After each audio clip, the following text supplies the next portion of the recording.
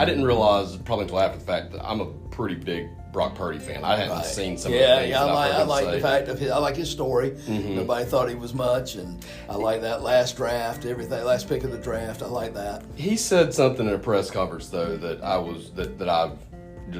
fell in love with this comment. What he said, somebody asked him, "What's your secret to all your success?" And he said, "Well, I mean, do you want me to give you a real answer? If you want the real answer, it's God and Jesus and all that He's meant to me. And I mean, I'm not trying to." He didn't say it this way, but I'm not trying to preach to you. But if you ask me a question, I'm gonna give you the real answer, and that's what it is. Right. But my favorite thing that I heard from him was he said that football is just what I do. It's not who I am. It's not. My life's about God. It's not about. This is what He showed me at a young age. I was pretty good at this. But that's just what I do. It's not who I am. I hadn't seen that. I didn't get much into the pregame and to watching and all the interviews and all. And I usually do, but I just didn't this year. I didn't see any of them until after the game, which is kind of funny. If I had seen those things before the game, I'd have been a huge 49ers. I'd have been pulling harder. They might have won. But it was really. I will say I'm a big Brock Purdy fan now. After hearing that, I've always admired him. I think he's a class act. You know, I tell you, the swinging point for me was when Kelsey kind of pushed the coach a little bit, and I was like, man, I can't handle that. I didn't even see that get really. Out of the stadium, man. Throw him off the team. Yeah, I didn't even really see that happen live. I've seen the clips after the fact a whole lot and stuff on it, and man, social media is having a blast with that one. Are. I mean, and it's nothing. All I'm going through seeing all my high school friends going back and forth, back and forth, back and forth. It's half of them. Well, not half. Most people are pretty against it. Yeah. I mean, there's a few that have. I mean, you can say some things to a coach, but you don't get in his face like that. I can make the argument, heat a battle, make mistakes, all that kind of stuff. It's the Super Bowl. Yeah. No bigger game. Yeah. I get that your emotions are high. Yeah. But that's the coach. Yeah. And if you got something to say, man, say it in a way that, hey, coach, we're missing this. You throw me the ball or whatever he said. I don't know what he said, but just putting his hand on him. But I tell you what, Reed's a good coach because when you look at his record and what he's done, he's still got, I think, 3-4 more years in him probably. Mm-hmm. I mean, he could possibly tie Belichick Super Bowl. I hope he don't, but he could. I guess, because how many does he have now? 3, right? 3? 3. Yeah. And what's he all need? 3 in Kansas City. Yeah. What's he need? 2 more, 3 more to tie Belichick's got 6? 5, I believe. Because Brady got 6. Yeah. I just want to I did record, right? I'm always terrified of that I forgot to hit record, so I always have to go back and double check it. But so last week on the show, welcome back to the other 167. Yeah, I was going to say you're going to introduce us. Yeah, I might want to do back. that. Last time it was the closing was the intro. But so last week I didn't really know what I was going to say. This week I just don't know where to start. All right, there you go. You got plenty. But I see the book. Yeah, I tell you my favorite one though you're always good for a couple of good chuckles in a sermon. Yeah, you go. But I tell you what you said. You said complaining, and I could substitute judging for this word. Yeah, you could do. But you said complaining is not a spiritual gift. That's a sin. Let's be clear. That's a sin. That's just probably what it is. There are a lot of people that I think complaining, and the way you describe complaining, though, you said telling people what they're doing wrong. Yeah. Well, that's kind of judgment. You could kind of say the same thing there, I think. You could easily do that. There's a bunch of people that think their spiritual gift is pointing out what you're doing wrong. Yeah, and they're happy to help everything you you need to do to fix you instead of allowing the Holy Spirit to fix them. Yeah. That's exactly right. And I've told you a couple of things as we were coming in here, and I'm tying them all together here at this, which is why I kind of gave you the backstory there. So I sent you a couple of social media posts in the last week. Yep.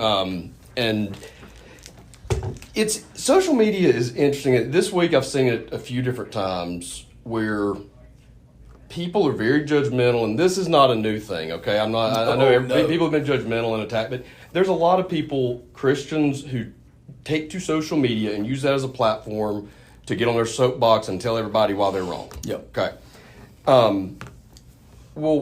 Here's the problem with that.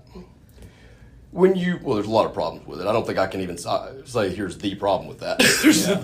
That is a problem in and of itself. But we have a tendency. So there was a post that I sent you the other day, and I'm not going to get into the details of what it was because I think if I do that, we're doing the same thing that I'm saying we shouldn't do. But basically, took social media as an opportunity to point out that if you're a Christian, sin is not okay, and that you can't be sinful. And you've seen it, you read it, you know what I'm talking about.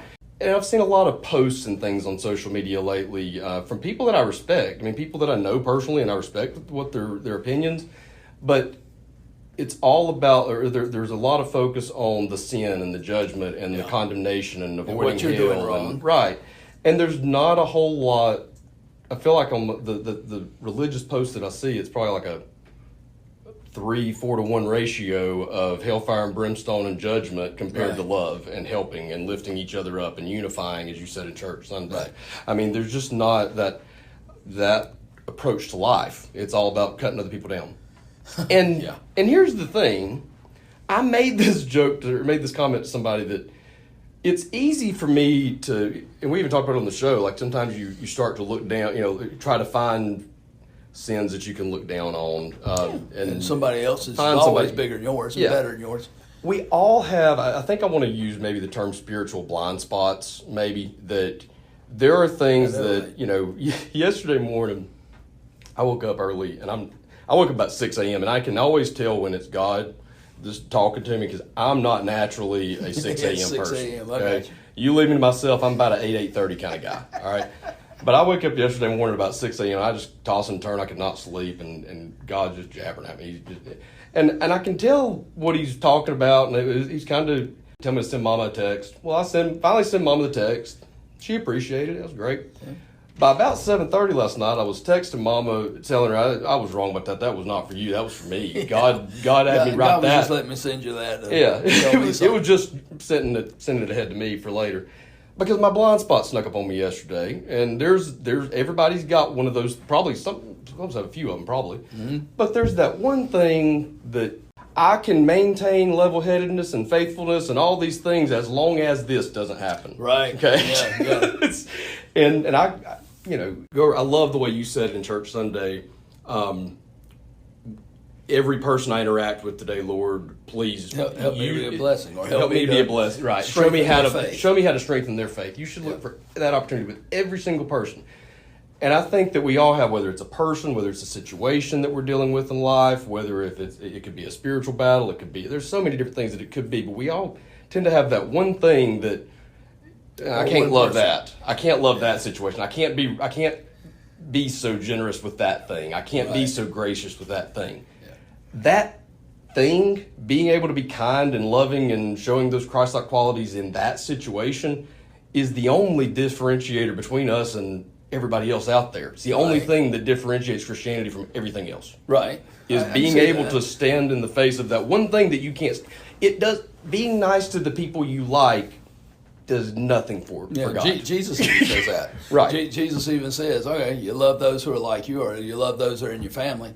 Good. Pagans do that, but when you love your enemy, now you're talking about supernatural living. Now you're talking about Christ in you, and so Jesus says, don't just you've heard it said, love your enemies or love your friends, hate you. No, I'm saying love your enemies too. And so when Jesus says that, he point blank says, that is what differentiates a Christ likeness than everybody else on the face of the earth. Well, and in the situation that I flipped on yesterday, I would say it was at least 50% my fault. Right. That this situation had come to be. I would say if you polled everybody else who knows the story, it's probably way more than 50% my fault. And if I'm being totally honest, it's probably 100% my fault. Right. I really am grasping to try to find ways to make it anything else's fault. It's my fault. But because it's that blind spot, I'm not going to take that. I'm going to find a way to twist it around if I've got to. I love the way you've said it before, do some gymnastics with the words and the situation. I can turn it into a way that not only am I not wrong, but I'm actually very justified in the reason that I'm angry. Okay, we don't have to get into what that is because it probably ain't even true. Okay, but even if I do come up with let's just pick a scenario. You see somebody just being terribly judgmental. Let's use judgment. That's a good one.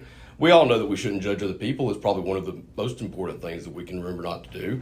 So when I see somebody judging somebody, that's the one that I can get mad about that. I can get a little bit, that's okay about that one because that one's bad enough. Right. Okay? Drinking's not so bad. Sexual immorality's not that bad. Not showing up to church, I can live with that. But judging other people, that one's not okay. Being self-righteous. Yeah, that's not okay. Well, Did you hear the irony in what you just said? What about on the other? And being self-righteous about someone who's self-righteous. Right. So so it's so easy to fall into that trap, though, where you find a sin that's finally bad enough that it justifies not forgiving it. Right. And sometimes that goes back to who the person is, right? Mm-hmm. And I think that's the for me, the crux of the matter is, okay, case in point, I mean, I say this all the time. Somebody does something to me at church, I'm probably not going to get upset. But now Renee or someone in the family and someone I'm close to, I'm going to be upset. Why is that? I don't know. I mean, this is just, a lot of times we base it on who the person is, maybe our past history, good or bad. And I don't know that is the qualifications that Christ puts on it of, when he says love everyone, it isn't just, okay, those who meet your criteria, those who you've always gotten along with. It's even, and I know there are certain people, I'm going to go ahead and tell you, they're just difficult to love. And there's some people, I don't think they want to get along with anybody.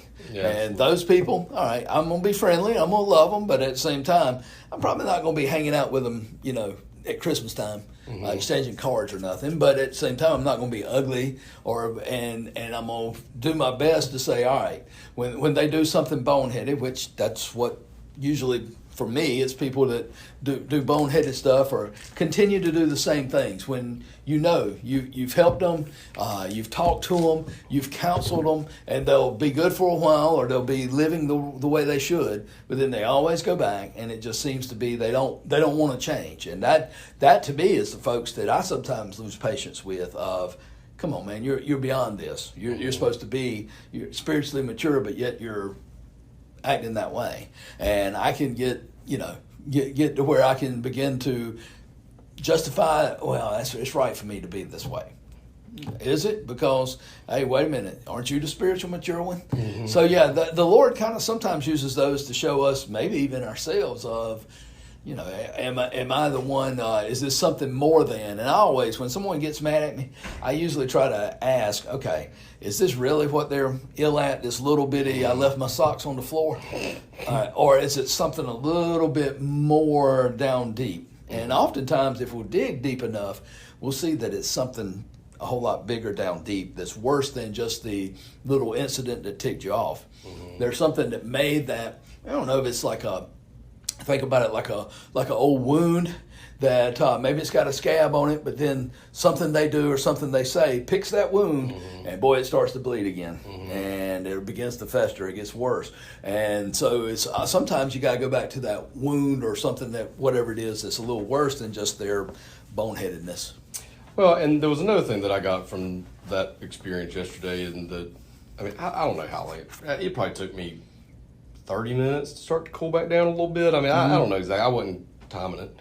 In that little burst, I mean, basically take everything that we've talked about on the show, everything we've worked on, everything that I've talked about, prayed about, just all of it, and just set it on fire for about 30 minutes, and I went right back to OG. I mean, just like, and I was so mad at myself, and I hated it so bad, and the only way I could get through it was to find a way to blame it on somebody else. Like, that's the only way I'm going to be able to deal with this. And that's, I mean, obviously totally wrong, but that's it also reminded me, it's all by the grace of God. Like, every single day that you go through, that you are able to, I'm always one text away, one phone call away, one thing, whatever that is. Social media. Yeah, one social media post. That's a great point. You're always that one thing away from that one I can't justify. You know what I mean? Not being where you're supposed to be, not walking the walk that you want to walk. Mm-hmm. And the thing of it is, as you were saying that, we're not that much different than children. If you watch children, we're just slicker at it, and we're smarter than. I mean, we've had years to practice and hone the skills, because you know, hey, look, I had little ones. You get on one, first thing they want to do is point at. Well, they did X, Y. They want somebody else to be in trouble, or they want to point away from themselves. Mm-hmm. We're just slicker at it. Yeah. That, okay, we know we got this issue, but we want to point at somebody else or blame somebody else for whatever's going on. Yeah. I want to ask your thoughts on this, just little one-liner thing. This was not a really deep one, but I had this thought the other day. We tell our kids be nice. We tell our kids be good. Mm-hmm. I feel like as adults, we focus a whole lot more on the being good than being nice. I think we need to try to be nice to one another instead of worrying so much about how good people are being and trying to be good. And I'm not saying we shouldn't be good. I'm saying part of being nice is being good. Well, it's just controlling the terms. You know, right. What is good? What is nice? Mm-hmm. Kindness is what I'm trying to get at there. And I think it's one of, and for a Christian parent, it's almost one, because I catch myself saying that all the time, is, all right, y'all behave yourselves, be good, you know, and that kind of thing, where truth be known, it should be, all right, I want your heart to be right with the Lord. Then it's not that. I had a football coach that I was chaplain one time, and he would always end the Friday night after the win, all right, boys, don't do nothing stupid, or y'all go out there and behave yourselves. Don't go out and make the papers for the wrong reasons or something, whatever. Yeah. And I remember just kind of, we were talking, and I said, the thing of it is, you're telling these guys to be good or to be nice. I said, they don't know what that means. Mm-hmm. And truth be known, everybody has a sliding scale for what's good and what's nice. Mm-hmm. For what's nice is, okay, I smile at a stranger. Or is what nice is being selfless and looking after someone. I mean, we can make that term mean so much that I'm more about, all right, let's get to the heart of the matter. Again, going back to the heart of, all right, if your heart's right with the Lord and you're walking with the Lord, all right, then you don't have to worry so much about be nice or be good. Mm-hmm. And that's how do you word that for children that they understand it is, as they're growing in their walk is, all right, remember whose you are. And my mom used to say that all the time. Remember whose you are. Mm-hmm. Meaning, okay, yeah, you have the same last name as me, but you belong to somebody else too, meaning that Christ paid your price. So therefore, don't live like an idiot. Mm-hmm. That was basically her way of putting it, is remember whose you are. Mm-hmm. And don't do nothing to embarrass the name. Well, it was Pierce or the Lord. Yeah. And that's and that's super easy to do here on Tuesdays at 2:00. And when and you're at church on Sunday, it'll be super easy. 1 hour. Yeah. This other 167. That's the right. other 167 Friday night when you're 18 years old with your friends, 20 years old with your friends. Yeah. Yeah. But it is so much more about I could not agree more with what you're saying. It's not about don't do this, don't do this, don't do this. It's do this one thing, seek the Lord, and He will fill in everything else there. Yeah. One of the best things I ever learned about parenting is, parenting a lot of times is, we want to make sure that we get this result. Mm-hmm. Okay, I want my kid to behave themselves in class. I want them to make good grades. I want them to do that. And we do want that. At the same time, there's something that causes all that a lot of times. Mm-hmm. And it's get that relationship with the Lord right. And a lot of times that takes care of some of the other. And again, that's discipling and that's doing those kind of things where oftentimes we're more concerned about, sit over there, say yes ma'am, no ma'am, say thank you and please. And hey, that's right. Hey, I love a kid with manners because you don't see it much, but I love a kid with manners. And all right, so where do those manners come from? Again, I think it's a fruit of the Spirit more so than just, all right, now, can we train our kids to be like that? Sure. Mm-hmm. Sure. Some have more home raising than others. If you train it without the Lord, then it does become a systematic rule following. Mm-hmm. Okay, I've got to do this because I'm supposed to. I've got to be nice because I'm supposed to, rather than, no, it's who I am from the inside out. Yeah. And that's a difficult thing to, I don't know. It's like I said to you, I think the day after the show, it's hard to describe it until you find it, and then it's still kind of hard to describe it really, but you feel you feel it, right? Well, and it is. And I hate to say it is a feeling, but it is walking by the Spirit that when you're doing that, you know, okay, this is what it means to grow in the Lord and walk in the Lord. And again, it's not all by feeling. It's not like the Force on Star Wars, but at the same time, there is a measure of that constant. In touch with, that constant communication with, that constant hearing from, and that guidance from the Holy Spirit. Yeah, and I eventually want to get to the sermon from Sunday, and I think that once we get there, it's probably the end of the show because I've got so much to say about it. Sunday was so I know it was Super Bowl Sunday. Right. But I'm sitting there, I was excited for this. So, we had talked about it. I've been nervous all week for it. All month, really. We've been, so I hadn't had that long to think about it because I didn't know about it, but we talked about it on Tuesday on the show, and Then we texted a little bit more, and I told you, I think it was Saturday night, maybe. I can't wait for hey, you were ready. I was like, well, yeah. Hey, and that's one of us. So I was in the front row. I'll be your one and done in the front row. We are not a front row family. Let me go and tell you. I was wondering if you were going to like that. I'll be back in the upper deck next week. There's a reason nobody sits there. There he is. We had and then to sit there with young children, I was like, that's bold, man. Oh yeah, that's very bold. I wasn't afraid of the embarrassment. I knew we were going to be embarrassing, but I didn't care. But I tell you what, the good thing, we were running a little late, and I thought, well, this is one. I don't have to worry about being late because nobody's going to take our seats. I had committed to the front row. I was going to sit in the front row. I said, nobody will be there. Nobody. I'm telling you, it don't matter what time you get here. Yeah. You can sit down there with me. You always can. And my wife won't even sit with me down there. That's what's so bad. So I've noticed Renee doesn't sit anywhere close to. Because one, she don't want to be down there at the front. Yeah. And like I said, if somebody comes to preach, I'm gonna go back there and sit with her, and I'll walk up. But yeah, it is one I've never been able to get her to. Well, I'll give you an honest analogy for it. It really is like sitting in the first row of a football game. I mean, when I say that I was like checking all the boxes. You don't get distracted. Well, I did get distracted by trying to get my kids to quit doing what they were doing. If you got youngins, you will. Yeah. But there's nobody in front. Right. There's no cute babies. There's no, look at that. Watch that guy. So I don't know if you noticed, but I messed up big time. Not only where I sit, but where I position myself. I set myself on the end with the kids. I'm never on the end. I'm always in the middle. And it's usually Reese beside of me so that she can handle that side, and then I get the other side, whichever that is. But I sat on the end, and that was a huge mistake. Yeah. So hey, you got somebody unguarded out there, man. You're playing a zone, and well, I mean, so let me man 1 to 3. All right, so let me fill in some. Let me show you behind the scenes things that you did not know from Sunday. Okay, there was a point in time where Christian. Well, at one point we had just got sat down. Christian had to go to the bathroom. We've come in late, sat down, and now I've got to get back up and take him to the bathroom, and then we get about maybe 15 minutes left to go in the sermon, and he says he has to go to the bathroom. Yeah, and I said, we're not going again. He said, but I have to poop in the potty. I said, well, hold it. And then at the very last minute, right about the time you called, we started the invitation, he said he had picked his nose and he needed to know what to do with the booger. There you go. So he handed it to me and I put it in my pocket. So that was how I spent my front row Sunday. So we won't be there again. We'll be back in the nosebleed. Pour potty and some tissue. Oh, that's great. But it was a different experience. You got the sound is different, the lighting, you're right there at it. Yeah. It was a very different experience, not one I'd want every week, though. Yeah, that's for sure. I agree. But I will say, that was a big sermon. If I was going to have a front row seat, that was one I was glad I was there for because it felt like a big one. I was excited about it. It was great. I'm glad that I got to be there in that seat for it.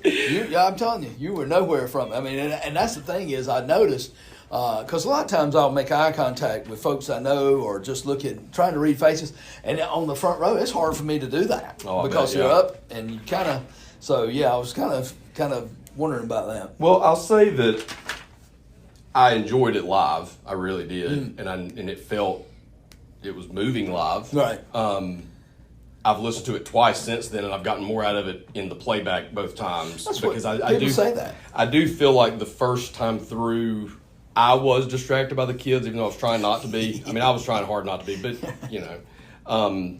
Well, I can honestly say just not that you know, but it don't distract me, man. You can have babies crying, you can have people moving. I'm gonna keep rolling. Honestly, I kind of figured we were close enough. You were looking over us, honestly. Like even if you were in it, those things don't bother me. Yeah. Now, if somebody got up and started yelling or something like that, all right. Now that has never bothered me. Yeah.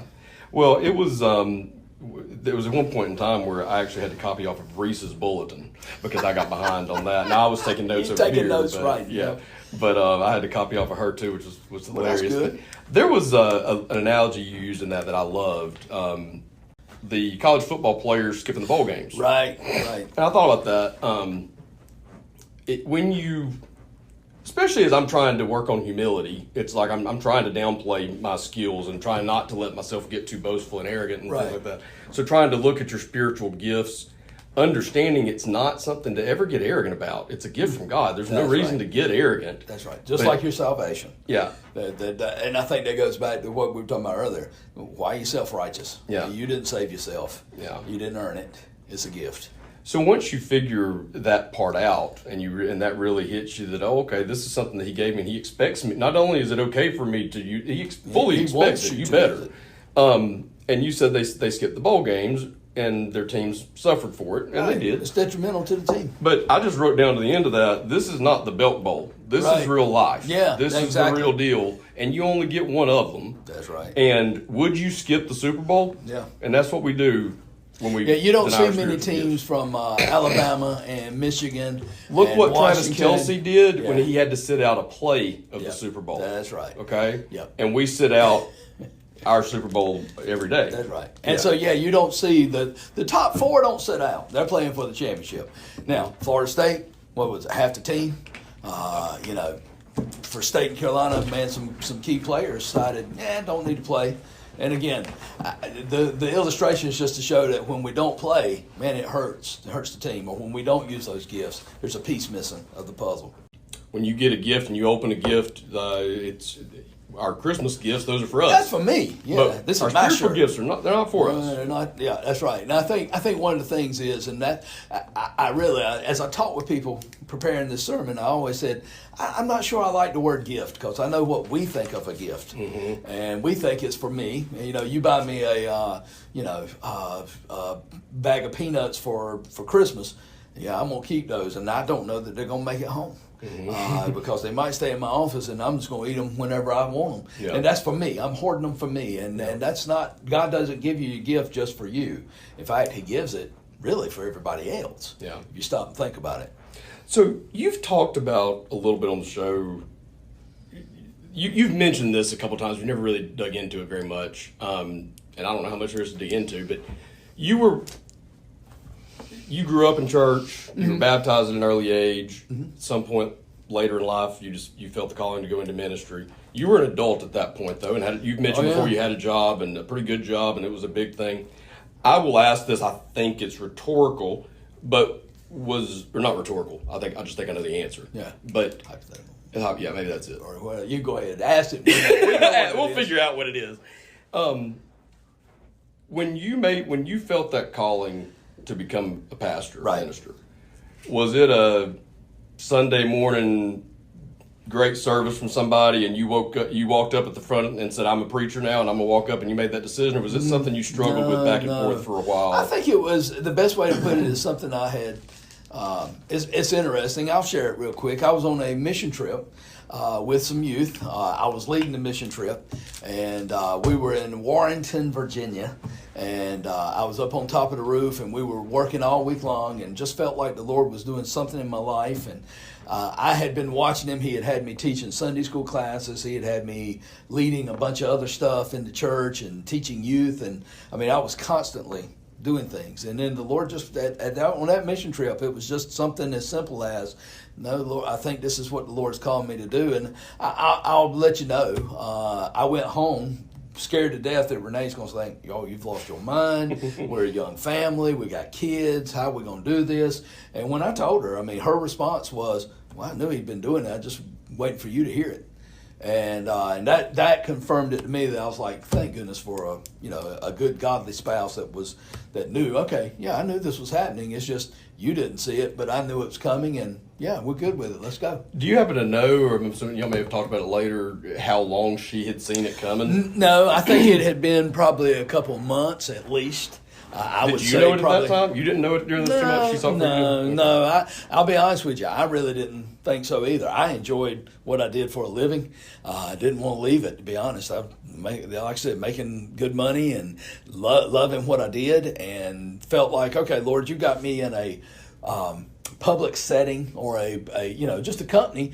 I get to influence a whole lot of people that don't know Christ, so this is where I need to be. Mm-hmm. Well, no, I want you to be at the church or be a minister, and like I said, I mean, it was one of, in the back of my mind, I knew he had given me a couple of gifts like we talked about, and it was just, okay, Lord, how do we want to use this? How do you want me to use it? And that's how it came about. It really did. This is just really curiosity. What's the process from that point for you? I mean, because I know it's probably different for each church in terms of like if you want to, like what their qualifications are. I think it's different for each church. I think it's different for each person. For me, what I did was I came home, talked to Renee about it. I then went and talked to my pastor at the time and sat down with him, and he helped work through. Okay, what does a call look like? What exactly do you sense going on here? And at the same time, as he told me, and I wasn't planning on anyway, is all right. If you think he's called you, continue to do what your present roles are, and then we'll see how he opens doors or what he does, and just continue to be faithful to what he puts before you in the present. Yeah. And that's all we did. And then as time developed, it became obvious that for the senior pastor here was, I'm gonna bring the guy on staff and let him do what he's already doing, only do it full time. And that's really how it started, was here at the church. So I'm kind of a unique. You don't see many people who get their call and then stay at the church where they grew up. That don't happen much at all. In fact, sometimes I'm amazed that I do get to do that. Most of the time it's a different church, or you go somewhere else. And so it is. Each church is different. But if you feel like, I feel like this is God's kind of opening doors or moving me or calling me into a new ministry, the best thing to do is find a spiritual mentor or pastor or someone who's been down that road before that says, okay, tell me about it. And they help guide you, help to lead you, and then we see where we'll go from there. Yeah. Yep. So you mentioned in church, this was to me, it was one of the highlight reels, highlight moments. To each their own on that. Yeah. By the way, I meant to say this sooner. If you've only got an hour to do something this week to spend with God this week, I encourage you to go watch the sermon from Sunday. And you can fast forward. It's only 35 It's only 35 or 40 minutes if you want to get through the songs. Just go to about... Yeah. But it was a really good sermon. I would strongly encourage. And it's one. I mean, the more I went home and I thought about the sermon, and what should I have done different? I always do that. I critique myself. And one of the things is I came away with, this is a message that if you want to make your life count, I believe it goes back to those gifts God's given you, use them. You'll impact people for the kingdom. Your life will be enriched. Joy will be magnified. I mean, it is amazing. As I look back, and the thing of it is, as I put this sermon together, I didn't realize, but I took the time to look back at, okay, Lord, the gifts you've given me, and times that I've seen you use them in ways that impacted people. Those are some of the best times of life, man. And that's where He really wants us to be. If we're going to glorify God, it's using those gifts. Yeah, and one of my favorite, the highlight reel moment that I was going to refer to there was a point where you described very beautifully, there's going to come a day where I stand before God, and He's going to ask me, what did I do with my gifts? Mm-hmm. And whose lives did you impact with your gifts? Well, you're a pastor, okay? You've spoken to thousands, quite a few folks, tens of thousands of people probably in your lifetime, so you've affected a lot of them. But let me tell you, and I want to thank this Valentine's Day week, so I want to thank the most special woman in my life for reminding me of this last night at 1 o'clock in the morning. My mama said this. But she said something that helped me to realize this. You might have spoken to 10,000 people. But let me tell you, when you stand before God and He says, whose life did you change? I really want to be the one that stands up and says, can I speak for him, please? Because it's not about changing a million lives. It's about changing a person. Yeah, always any break way it down. You can, as many times as you can. It's that one person. And I think that's where a lot, and this is just me personally on a soapbox right now, I think that's where a lot of pastors get it wrong of, I got to speak to mega church and mega things. And no, sometimes if you look at what Christ did, He had His 12, but inside that 12, He had His 3. And inside those 3, He really poured His life into those 3, and then in turn, those 3 poured their lives into, and it magnifies out. And so, I think it's one of, as a pastor that spoke in front of a bunch of people. No, I think it all. And I'll be honest with you, there are times when I have to remind myself, all right, if you're such a great speaker, go ask your wife what point number 2 was of the sermon last week. Or better yet, Ben, what was point number 2 of your own sermon last week?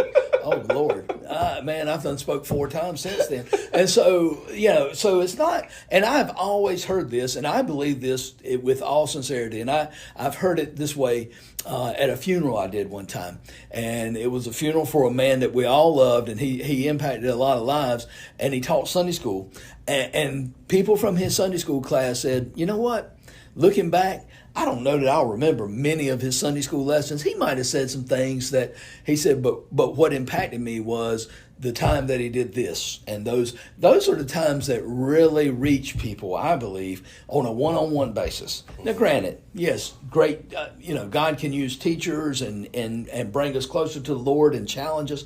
But at the same time, man, it's that one-on-one interaction, that time that someone took the time just to show you they cared.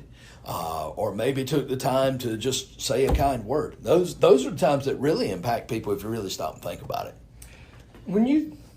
My purpose for bringing that up is because I've said something along those lines to you off record, what you want to call it, with it not recording. But I don't bring it up to tell you how great you are. No.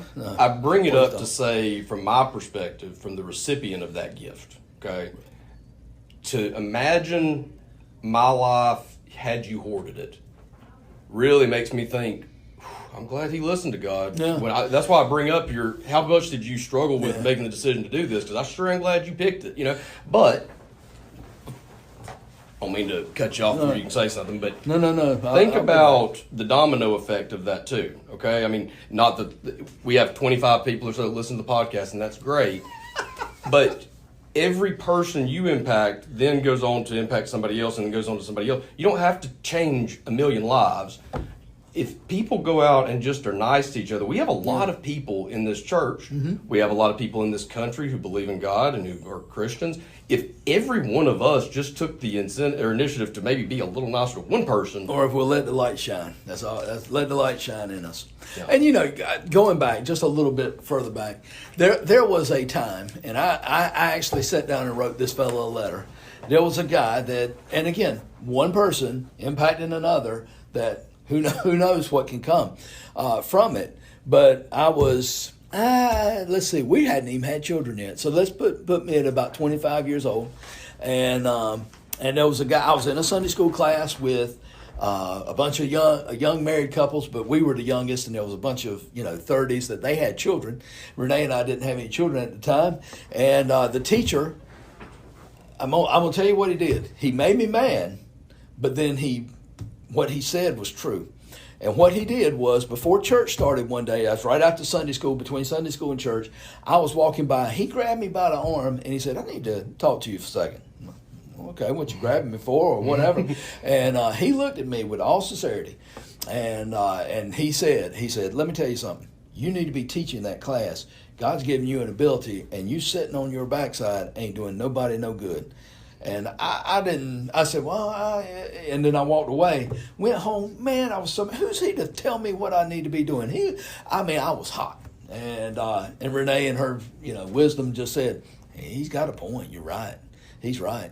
And it was that started it. And so sometimes it's just a one person saying, look, man, you got a gift. Use it. Or, hey, have you ever thought about this? And one person can make a big difference in your life. So you're exactly right. If it's being kind, sometimes it's I hate to say calling a brother out, but it's calling somebody out to say, you got this gift. You share things in Sunday school that you need to be teaching. Mm-hmm. And so that probably, honestly, that probably was the kickstart or the spark, if you will, that started a 2-year process, 3-year process of discovering God's call. Mm-hmm. So just think about one person doing that. Now, I don't know if that's a spiritual gift as much as maybe it's exhortation, encouraging someone you need to step in. Mm-hmm. Now, the way he did it probably didn't encourage me much, but and I think he knew, hey man, if you want to make Ben move,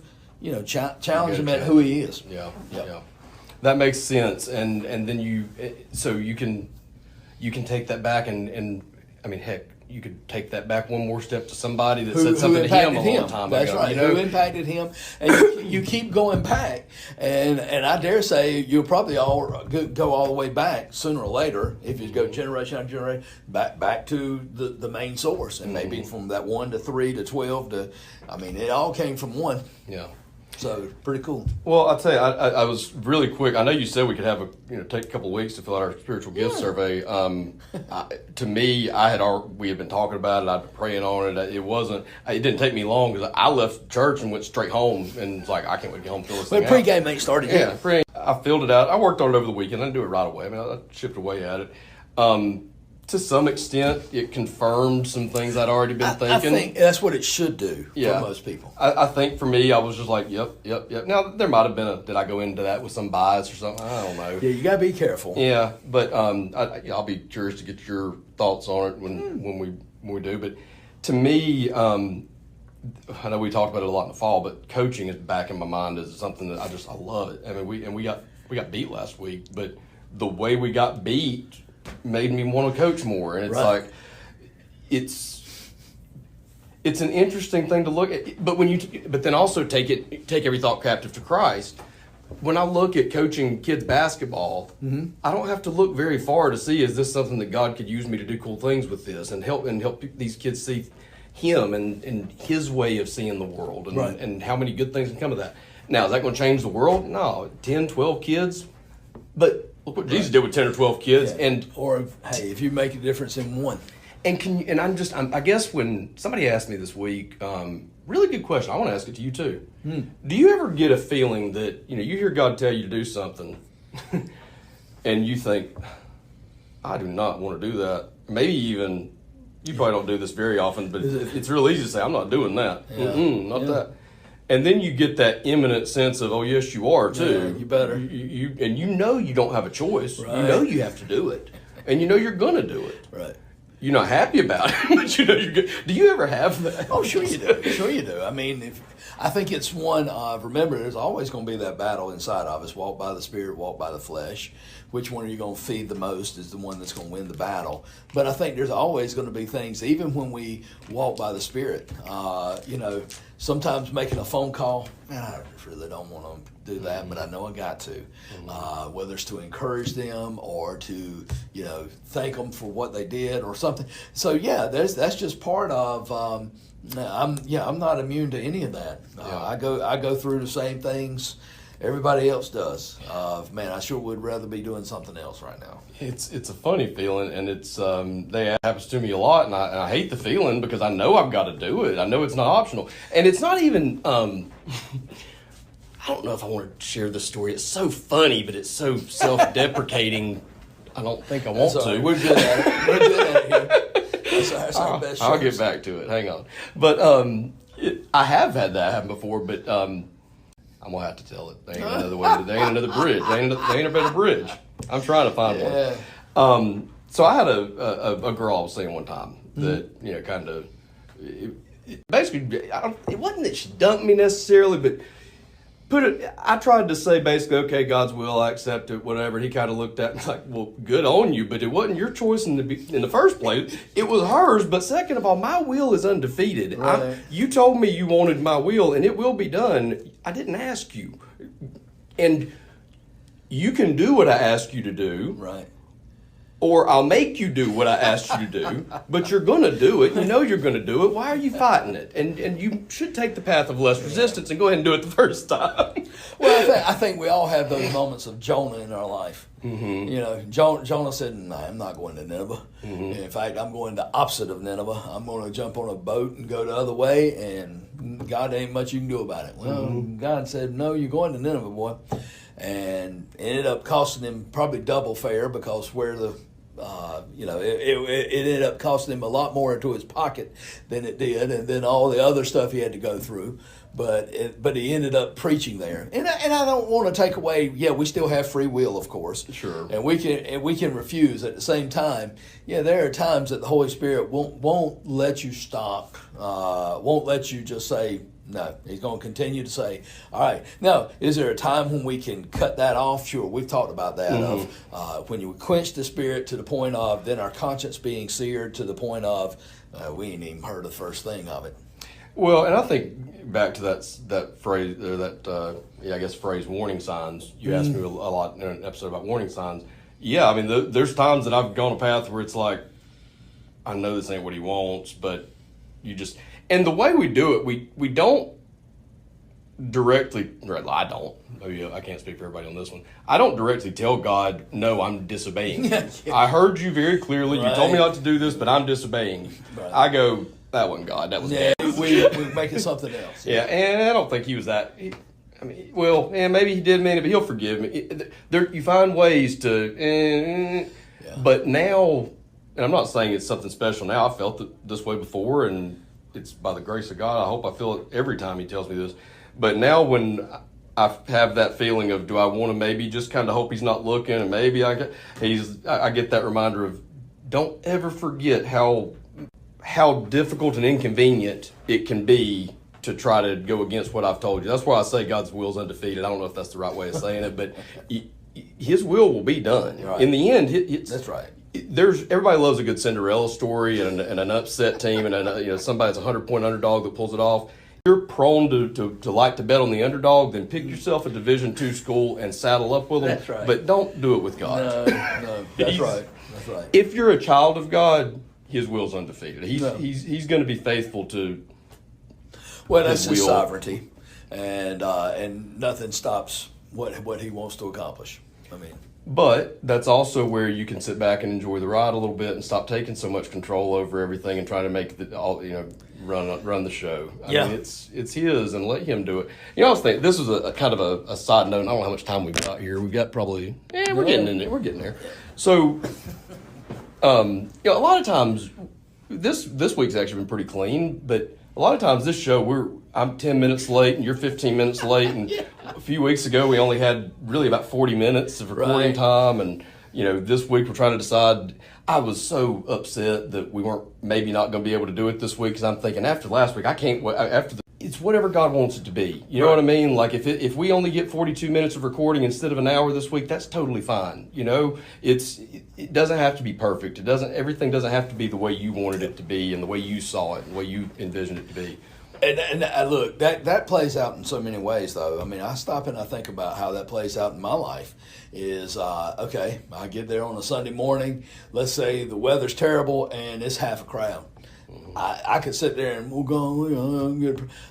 Ain't but 20 people here.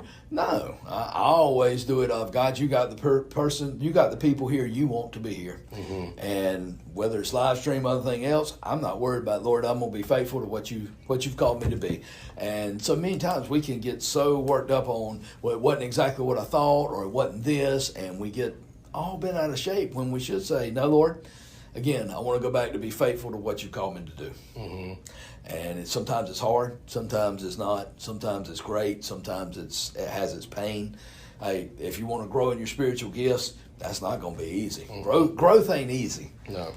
In fact, growth is pretty difficult, whether it's faith, whether it's anything you want to accomplish. Yeah. And that was another thing that you said on Sunday, growth isn't easy, and that's such an important thing to remember. I think I mentioned the text that I sent to my mom on the show, but that was a part of it. I know I read it to you before we were recording because I can't pull up my phone while I'm recording. But that was a part of what I'd said to her, in that is that the challenges that you're going to face today, God's not going to waste them and not use them as an opportunity to grow you. I just didn't know I was really talking about me when I did it. But it's he doesn't waste that opportunity, but it doesn't mean it's going to be easy. And it doesn't mean that he thinks you think it's going to be easy. He doesn't expect you to be happy about it necessarily. Right. Well, I don't know. He doesn't expect you to be happy about it, but you should appreciate his faithfulness and knowing that he is going to deliver something. Well, I think that's why he says, rejoice evermore, be thankful in all circumstances. Mm-hmm. Not thankful for the circumstance. There you go. But I can be thankful in it. In the fact of, even in the midst of this mess that is going on, God, you're always faithful, and God, I know you got me. And so, yeah, and instead of when we find ourselves in those times when life is difficult and everything else, a lot of times it's easy just to turn into I hate to say it, a whining, complaining baby. When in fact, because look, that's the easy route, and that's almost let's just call it what it is. That's the human route. Well, we're called to be new creations in Christ, and when we're called to be new creations in Christ, I got to be thankful. And yeah, no, I'm not thankful for the pain. I'm not thankful for everything I'm going through, but I'm thankful I'm not alone in this. I'm thankful that even in the midst of this, God, you're going to grow me, or you're going to show something about yourself to me, So, and again, I think we've talked about this. When we find ourselves in those hurts and pains, it's not always about why. Why is this happening to me? I always want to ask who. Who are you going to be, God? What are you showing me about yourself? Whether it's the loss of a 16-year-old niece, God, I know you're going to show yourself to be faithful. And he did. You're going to show yourself to be a comforter. You're going to show yourself to be, and again, God used that most painful thing in my life, really to impact a lot of people that I would never had the opportunity to. Yeah, that was a painful one to even observe. Be around. Yeah, like that was, I remember that day. Yeah, it was, man. That was a tough one. And I think you were probably in church today. I shared it a little bit later, probably about a year later, a letter I'd gotten from a stranger in Lumberton, North Carolina, who saw the report on the news, began to do some research, listened to me preach the funeral and the message, and got saved. And so there's a part of me that says, wait a second, Lord, you can turn that into that guy in Lumberton that I've never met, never would have met. And lo and behold, you changed his eternal destiny from a message I preached on a Sunday right after, 12 hours later. Yeah, that was. I still don't know how we got it through, other than that's the Lord, man. Yeah, and I'm thankful for it. Yeah, it's incredible, and that's the thing that you don't know how you did it. He can do anything. Like, that's the thing. And anytime you sit there and say, well, he can't do anything good out of this situation. He can do good out of almost every situation, but he can't this one. That's back to what I was saying earlier. That's the thing you can't do. Take it to the whatever that thing is. For me, I said it on the show one time. My kids are that thing, right? Like that's mine. Yeah, don't okay, touch them. Yeah. Don't you get to my kid. Somebody hurts my kids. Oh yeah, you're ready to fight, right? We're that's what you can't. That's the point. Like, it's that, find that one thing that you say, I will not forgive that. That's where you find Jesus, because that's where you find you get beyond yourself. Right. Yep. You have to. That's the thing you have to get past, is that you have to forgive every single thing, every single one, and that also, most especially the one you hate the most. Yep. And that kind of goes back to what we were talking about at the beginning. That times that we can be judgmental or get angry at somebody else, we have to go back to what is it that's behind that. Because like I said, I know I can get more upset towards somebody else because, well, probably more than likely there's something deep down inside that either they did something to me years and years ago, or I don't, You got your own biases. I mean, everybody has biases on it. You're right. I mean, there's things we like more than others and things like that.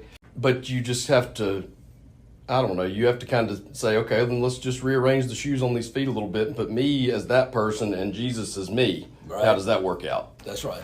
No, not well.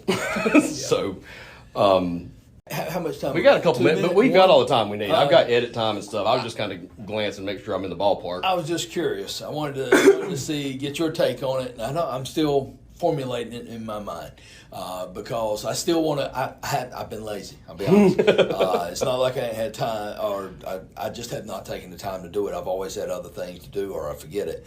But he gets us. Did you see that commercial? I did. Well, I know I saw the first one with the washing the feet. Yeah, and I think I saw the second one later. Yeah. I don't know if I saw a second one. Was there a second one? I saw the first one, and that was the washing one, feet. Yeah, okay. And I saw it with my father-in-law, who is a spiritual mentor of mine. Love him, and we both kind of looked at each other like, how about that? And he even said, I like that. Now, I love him. I love the way he thinks. He's all the time challenging me to think differently, and I love that. And but it's amazing. I was just looking at some of the stuff last night, and there was some Christians who were mad at it. And I'm sitting here like, okay, well, help me to understand why. And well, Christ only washed the disciples' feet, not, transvestite in San Francisco, which that's one of them that you'll see. And I, part of me is like, look, man, the fact that he gets us is the fact that regardless of who we are, man, he understands our hurts, our pains, and he's willing to forgive us of all the things that we've done. And so I was sitting there like, come on, man, this is, and it really was. It was very, I don't know. I like it for the fact that at least it made you think. Well, I'll give you my answer to it. I was distracted, obviously, by a room full of kids. Gabe had some kids come over. Not a ton. We had 3 or 4 boys over there. And, they're watching the game. So I saw the commercial, and I watched it. I would say by about the 3rd or 4th frame, I started to pick up on, I think this is one of those He Gets Us commercials. Yeah. And I remember thinking, that's really cool that we're seeing He Gets Us in Super Bowl. That's great. And like I said, I want to go out on, again, dummy, get with it, go look at it, because it's, if it's on the Super Bowl, how many 128 million people saw it, I guess, give or take? Yeah. So here's my answer. Not because I'm a good person, but because I was distracted by kids. I'm going to give you the best possible answer that you could possibly have. I did not even notice that the commercial was about transvestites and things like that. I just saw it just people had washing black, feet. white, I just had people washing anything feet. that would be, and that's what I loved about it is, okay, rather than being enemies, which that's what it really kind of pictured it as. I mean, at the end you have black and white. You have anything. Oh, I think there was one that was maybe had been I don't quote me on this, a nun in front of an abortion clinic. Okay. Watch it. It really went to those places of okay. So that's what I didn't notice. Yeah. Okay. So if you get a chance, I had to sit there and think to myself, okay, this is getting the name of Christ out to 123 million people, but at the same time, is this the right Christ? I'm sitting here saying, well, hey, he went to tax collectors and sinners. Yeah. And it was the self-righteous that was always like, I can't believe, in fact, that's what we're talking about this Sunday in the sermon, is the self-righteous were over there. I can't believe you eat with them. I can't believe you. Why? If you were any kind of teacher, if you were any kind of holy man, you wouldn't have anything to do with these folks. Yeah. Well, that ain't the kind of Jesus we got. He came to seek and to save. He came to call the sick that need the doctor, not the righteous. I saw a commercial on back to social media. I saw a comment on that commercial from somebody. I don't even know who it was. But it wasn't what they posted on Facebook, but there was a comment in there that said basically anything, whatever gets people talking about Jesus, I'm fine with it. And I think I tend to fall, to an extent. You can go a little bit much. Yeah, you can. But I'll say this, and this kind of ties back into witnessing, which we've talked about a little bit. And witnessing has always been one that was really difficult for me until more recently, as I've started to kind of realize witnessing ain't that complicated either. It's just sharing. So for me, I enjoyed that because 4, 10, 11-year-old boys sitting around watching the game, and they're really confused by the commercial and say, what's this? What's this? What's this? What's this? And then at the end, somebody said, I think the end of the commercial said something about Jesus didn't teach hate. Yeah. Jesus washed feet. I think when the first part of that came up, one of the kids said, "Oh, that's true. Jesus didn't teach on hate."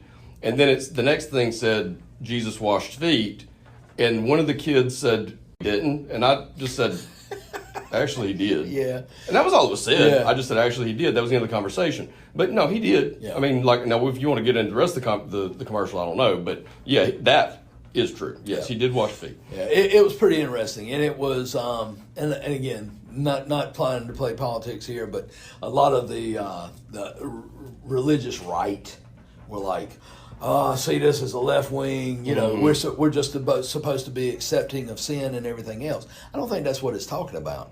I think it's talking about, look, we're going to reach more people with love than we are hate. And we're going, and again, I'm not saying that stuff's right. I'm not saying it's not it's a sin. At the same time, and we've talked about this on the show, is, look, let's not treat people like second-class citizens. Yeah. I want to treat people as someone created in the image of God. That and again, I know there's a time for holiness, and we're called to be holy just as He is holy. But that holiness also understands that except for the grace of God, go I. So I still want to tread carefully and not go too far on this, but I do want to ask your specific opinion on like 3 things from that text that I sent you, the screenshot the other day. Right. So the context of that is a person that's in a position of spiritual leadership. Okay, is maybe a fair way of saying that, Right. without just telling too much. This spiritual leader starts the post by basically saying, without even seeking the Lord, this is what I did next. Yep. To me, that's your problem. You should have, I don't care if you were right or wrong afterwards. Right. Without seeking the Lord was the problem. Now my question though is, why did that person put that on social media? They should have proofread at least that part to realize they shouldn't be putting out that we're doing things without seeking the Lord first. Yeah. And again, I think that kind of goes back to sometimes as pastors, sometimes we think we're on autopilot, that, okay, I can just, we're good, I can just glide on in. Well, no, you seek the Lord in every situation. And you're right, I sure wouldn't have posted without seeking the Lord. I just went ahead and just did what I did. Yeah. And it was one of, and I love how you ask me sometimes of what's your response to this, and I'm kind of like, well, and I'll give sometimes the benefit of the doubt when folks respond to the message. The music's playing, it's loud, you can't. Sometimes I struggle to hear. Sometimes it's just understanding exactly what's going on. The second thing about that kind of bugged me a little bit, and I'll admit that I'm going way out on a limb right here, okay? There was nothing in that post where there was ever actually an admission that the person was even right about their assumption. Right. They made an assumption. But the point is, I'm going there for the specific reason of, look, I don't want to go too far on this that I swing so far to say that, like, sin's acceptable. I'm not saying sin's okay. I'm not saying that we should get to a point where it's just do whatever you want to do and live in grace and forgiveness and all that. So it's the opposite. When you seek God's whole heart, He breaks yours with the sin. Yeah, for you don't want what's to. in your life. That's right. I've stopped doing things I didn't have any problem with whatsoever because He's made me. You know what I mean? Like, there's a few here lately I've quit that I'm just like, I did not want to quit that. Yeah. I had no desire to quit that. Yeah. But He made me, so it's all right, fine. But you don't. There's a difference in rejecting the sin and rejecting the sinner. Right. And I think that's the whole part that I want to help folks get by, because look, again, it goes back to those 2 words that you and I really have been struggling with and hate: self-righteousness. and so many times we come at it as such a self-righteous attitude that, man, I'll go ahead and let you know, I don't want to hear nothing you got to say. I mean, you've already judged me as being the worst person on earth or whatever. No, get to know me, or at least talk to me a little bit about what's going on. And granted, if they're like this situation, if there's something that's wrong or something that's not up to snuff, then sit down and talk with them. Sometimes it might just need some counseling more so than just judgment. Well, and there was a post that I saw again from someone that I have a ton of respect for, and there's a tiny part of me, and I don't worry. I say don't worry. Feel free to disagree with me if I'm wrong about this. I don't think that God's telling me to comment on these things that I disagree with, because that's just doing the same thing in a big way. But I see these things, and it's like I know this person knows the Lord, 100% know that, and I know that their heart's in the right place with what they're trying to say here, and I agree with 99% of what they're saying. But I don't think that this is my self-righteous way of looking at it. I think that they're missing the most important 1%. That 1% is the difference maker. And one post that I saw was it was a T-chart of, I don't remember exactly how it was broken down, but basically false Jesus and real Jesus. Okay, and basically saying the real Jesus was this way, and this Jesus that we're teaching today is this other way. And I agree with almost all of it. The only thing that bothers me about this post is that the left side, the number 1 bullet, is that Jesus taught nothing but love. Right. And real Jesus didn't do that. Well, no, real Jesus taught only about love. And again, I agreed with everything else except that one should have been on the right side, and it was the most important one to me, is that He taught on love, not on sin. My new commandment I give you, yes, that you love one another. This is how you will know you're my disciples, by your love for one another. Yeah. I mean, it is constant. I mean, there is no way to get around him teaching on love and what it means to love your enemies and to, I mean, we've talked about it on the show, And again, not a specific post, and this I'm gonna have to quit because it's turning into a second episode. Right. You said last week we're gonna be a two-parter. Well, this is a 2-in-1. But the concept of, well, the self-righteous crowd is going to go around and say, well, Jesus, yes, he forgave sin, but he said sin no more. Mm-hmm. Yeah, he said sin no more, but that's all he said was sin no more. He didn't give a very long lecture about it, because here's an idea. Maybe that person was so grateful that he knew that that's about all he had to say. Yeah. Sin no more. And I think he had the advantage of being Jesus. It helped. A little bit of that. But I mean, think about the woman at the well, John 4. He confronted sin. Mm-hmm. I mean, he even said, all right, well, go get your husband. Well, yeah, the one you had 4 husbands, the one you're living with ain't your husband. And, he confronted it.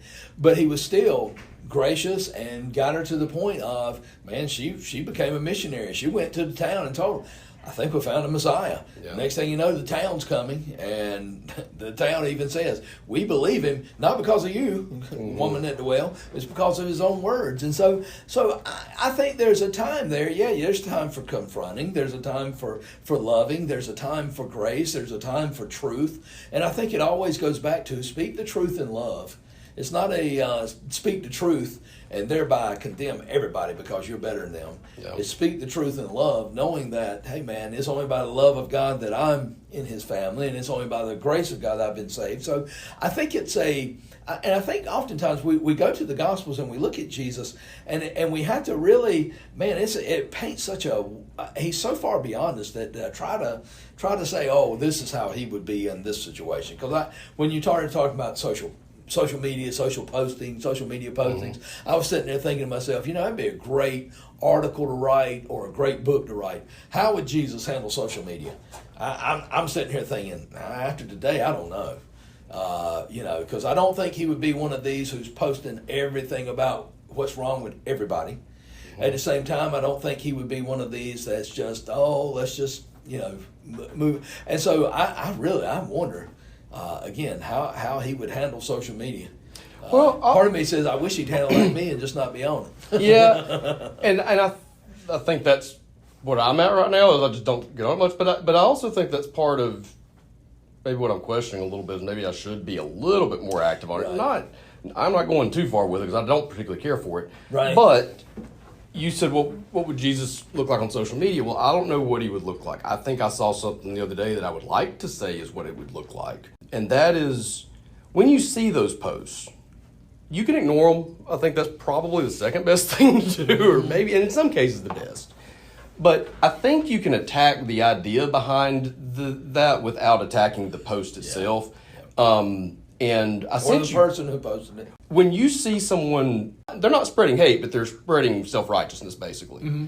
You can self-righteously attack that and judge that, or you can just focus on maybe posting something of your own that is talking about the loving side of that same coin. You don't even have to necessarily attack that single person in the way you do that. Yeah, I've gone about it several different ways. I've even DM sent the person a message just saying, hey man, so it's just you and me. Nobody knows. Yep. But hey man, you don't really need to say all that. Or hey, think about what you're saying. You are a brother in Christ, and you're not putting forward a good picture. Or hey man, let's think about this. I mean, because I've even had some folks that when I was on social media that came at me to the point of, that's when I told Renee, I said, this is about the useless mess I've ever seen. I'm off. And all I did was post, dadgum, I want to go to the App State game during COVID. And man, I had somebody say, you're a pastor, you don't get to say anything about the governor. And I was like, oh no, I'm a citizen. Mm-hmm. And then the next thing I know, about 10 people came to my defense and just attacked the guy. And I finally talked to the guy privately, and I said, look man, hey, we're good, we're friends. I ain't mad at you. I'm just going to move on. And I think that was about some of the last I was like, I don't need this in my life. Because I've never known anybody, honestly, and I may be wrong here, I've never known anybody to say, whoa, look at that post, And then the argument later has convicted me, and I'm ready to change my mind. You're never going to change somebody's mind once they're like that. Yeah. One of the things that I've started to understand, one of the most efficient things that I can do is to stop an argument as soon as I figure out that I can't change that other person's perspective. I can't win this. You know, and honestly, if you're honest with yourself, you figure that out a lot sooner in a conversation than you might have realized before. But we are obstinate and hard-headed. But how Jesus would handle social media is, I don't think you attack.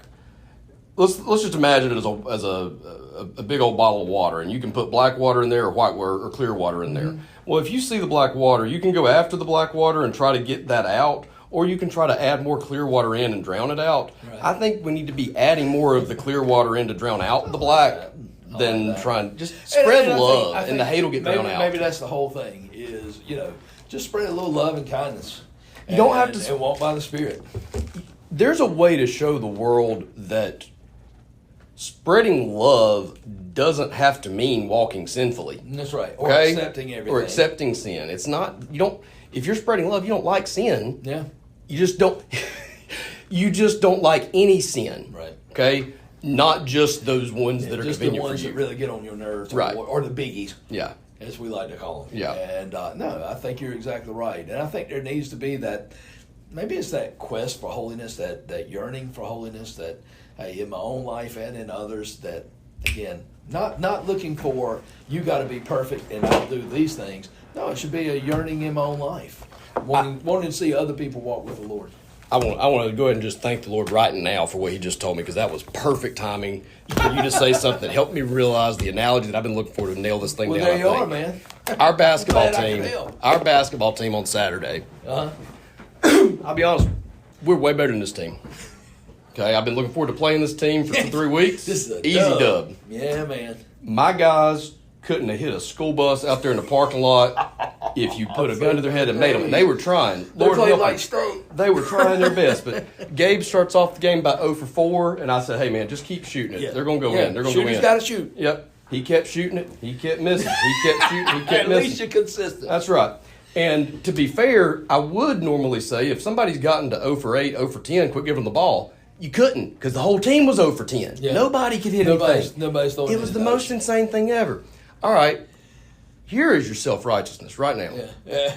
We're walking out of the game, and Gabe wants to know how many points. How did he ask this question? He asked me something like, "Who's the lead scorer today?" Or he said, "No." He said, "At least I." That's what it was. There you go. He said, at least mine rimmed out a couple of times or something along. I almost scored. Why are we arguing over who the best shooter missing was? Yeah. Like, we lost the game because none of y'all could shoot. Okay? If you were 0 for 10 and you were 0 for 12, I don't care. Yeah. But that's where we are. We're losing because none of us can shoot, and we're saying, well, at least I was only 0 for 9. He was 0 for 12. The rim, the inside of the rim. At least I hit the rim. Yours are air balls and swishers on the outside. Exactly. Yeah, come on, man. Exactly. They're all missing. And that goes back to what it means to be a team. Also, what it means to. There's so many analogies. That's why I think Paul was such a big sports fan. Yeah. He's all the time using it. And I use it too because it's something I understand. I love it too, and it's I try to be careful not to only use sports, but there is a lot of sports in what we're talking about here too. It's easy to find. We get things. it. We understand that. Yeah. Hey, I want to send a shout out. Can I? Yes, absolutely. Please. Shout out to a new guy that's been listening. He called me the other day and said he enjoys it. He drives an hour every day and says, "Man, it's just right for me to listen to, and I just dig it." So shout out to you. Know who you are. All right. Well, perfect. Well, I think we gave him 2 trips in this one. So. There you go. There and back. There you go. All right, man. Thank you, brother. Yes, sir. Yes, sir.